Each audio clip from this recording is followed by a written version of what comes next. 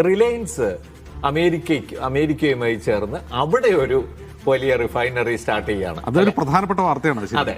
അപ്പൊ അത് സത്യത്തിൽ ഇന്ത്യ ഈ നിലയിൽ അങ്ങേയറ്റത്തെ ക്രൈസിസിലേക്ക് പോകുന്ന സമയത്ത് ട്രംപ് ഇന്നലെ റിലയൻസിന് നന്ദി പറയാണ്. ഞങ്ങൾക്ക് വേണ്ടി എത്ര $300 ബില്യൺ അമേരിക്കയിൽ നിക്ഷേപിക്കുന്നു. അവിടെ വലിയൊരു പുതിയ എത്രയോ കാലത്തിന് ശേഷം അവിടെ ഒരു റിഫൈനറി. അതിന്റെ കാരണം എന്താണെന്നറിയോ? ഒന്ന്, അമേരിക്കയിൽ കുഴിച്ചെടുക്കുന്ന എണ്ണ സ്വീറ്റ് ക്രൂഡാണ്. അത് കട്ടി കുറഞ്ഞ എണ്ണയാണ്. അത് അത് റിഫൈൻ ചെയ്യുന്നത് അമേരിക്കയിൽ അത് റിഫൈൻ ചെയ്യാനുള്ള സൗകര്യങ്ങളേ ഉള്ളൂ. ഇന്ത്യ റിഫൈൻ ചെയ്യുന്നത് ഹാർഡ് ക്രൂഡാണ്. ഈ ഹാർഡ് ക്രൂഡ് എവിടെയുണ്ട്? വെനിസ്വേലയിലുണ്ട്. അപ്പോൾ വെനിസ്വേലയിലെ എണ്ണ അമേരിക്കയിലേക്ക് വരും. അപ്പോൾ അമേരിക്കയിൽ ഈ ഹാർഡ് ക്രൂഡ് റിഫൈൻ ചെയ്യാൻ പറ്റിയ സാങ്കേതികവിദ്യ റിലയൻസിനാണുള്ളത്. റിലയൻസ് അവിടെ പോയി റിഫൈനറി സ്ഥാപിക്കുന്നു. അവിടെ നമ്മൾ ശ്രദ്ധിക്കേണ്ട കാര്യം അതിന് പകരം എന്ത് എന്നുള്ളതാണ്. പകരം വെനിസ്വേലയിലെ എണ്ണ ഇന്ത്യ വാങ്ങുന്നു. അപ്പോൾ $500 ബില്യൺ ഇറക്കുമതി ഡീലിൽ ഇന്ത്യയും അമേരിക്കയും